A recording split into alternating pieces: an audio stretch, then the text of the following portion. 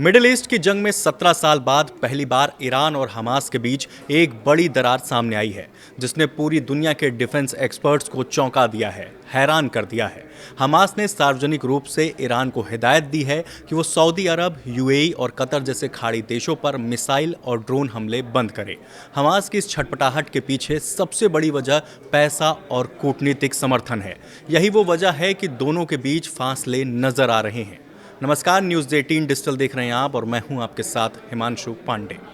आखिर ऐसा क्या हुआ कि हमास को अपने सबसे बड़े मददगार ईरान को सार्वजनिक तौर पर नसीहत देनी पड़ी? क्यों हमास को खाड़ी देशों के नाराज होने का डर सता रहा है? और क्या मिडिल ईस्ट की इस जंग में अब एक नई राजनीतिक दरार उभरने वाली है? दरअसल मिडिल ईस्ट के जंगी हालात के बीच एक ऐसा मोड़ आया है जिसने पूरी दुनिया को हैरत में डाल दिया है। पिछले 17 सालों से कंधा मिलाकर चलने वाले ईरान और हमास के बीच अब कोल्ड वॉर शुरू होता दिख रहा है। हमास जंग के दौरान पड़ोसियों को लेकर ईरान की गुस्से भरी रणनीति देखकर हैरान रह गया है। हमास ने पूरी दुनिया के सामने ईरान को अपना तरीका बदलने की हिदायत दे डाली है। खुफिया सूत्रों का मानना है कि एक्सिस ऑफ रेजिस्टेंस में ऐसा पहली बार है जब दरार पड़ी है। अब जानते हैं हमास के बदले तेवरों के पीछे असली कहानी क्या है।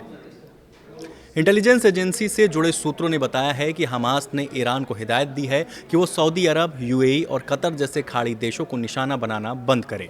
आखिर ऐसा क्या हुआ कि हमास को अपने सबसे बड़े मददगार ईरान के खिलाफ बोलना पड़ा? हमास की इस छटपटाहट के पीछे सबसे बड़ी वजह पैसा और कूटनीतिक समर्थन है। हमास को पता है कि अगर खाड़ी देशों पर हमले हुए तो उसकी कमर टूट जाएगी।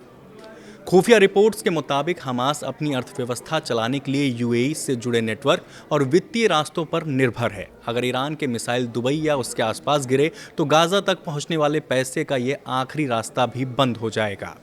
कतर न केवल हमास के राजनीतिक नेतृत्व को पनाह देता है, बल्कि वह युद्ध विराम की बातचीत में भी सबसे बड़ी कड़ी है।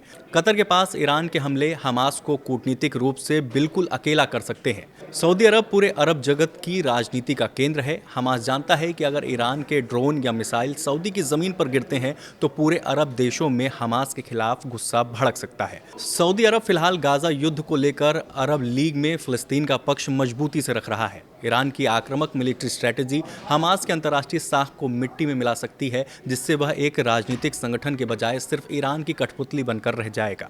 सालों से ईरान ही हमास को पैसा, हथियार और ट्रेनिंग दे रहा है, लेकिन अब हालात बदल गए हैं। पहली बार हमास ने खुलकर ईरान की युद्ध नीति का विरोध किया है। एक्सपर्ट्स का मानना है कि हमास अब ईरान के क्षेत्रीय टकराव से खुद को अलग करना चाहता है। उसे डर है कि ईरान की जंग में वह खुद को पूरी तरह तबाह न कर ले। ईरान की तरफ से यूएई, बहरीन और सऊदी अरब की ओर दागी गई बैलिस्टिक मिसाइलों ने हमास को इस कदर डरा दिया है कि उसने सार्वजनिक रूप से अपील जारी कर दी। फिलहाल इस वीडियो में इतना ही। ऐसे ही और वीडियोस के लिए देखते रहिए न्यूज़ 18।